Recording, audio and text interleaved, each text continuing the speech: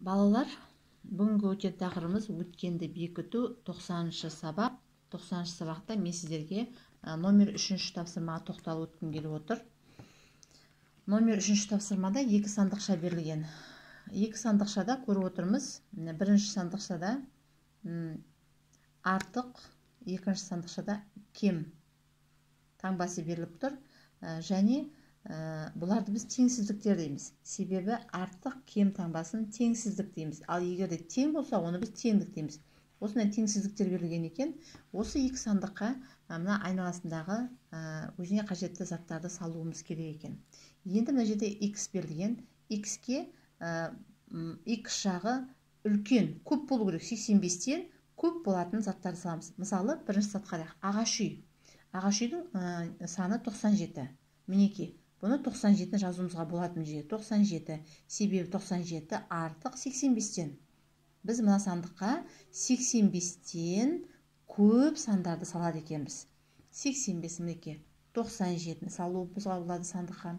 Одан кейін 86, 85-тен көп. Тағы қандай сан бар? 80 аз болады бұл жерде.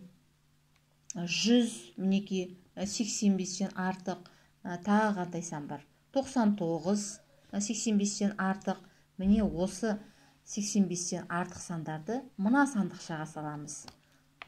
Ал мына сандықшаға не саламыз? Мына сандықшаға енді 97-ден кем сандарды. Мына жерде 97 үлкен болып тұр. Көріп тұрып па? Менке артық 97 көп болып тұр мынаған қарағанда. Сонда мына жердегі сан кем 97-ден болу керек. Енді 97-ден аз сандар көріп отырмыз мінекей.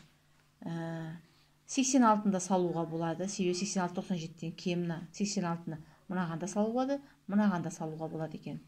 Келесі 29 97-ден аз, сосын 80 97-ден аз, 10 97-ден аз. Мінекей сонда мына сандыққа 97-ден аз сандарды саламыз. Ал мына сандыққа 85-тен көп сандар саламыз екен. Көп саны бар заттарды саламыз.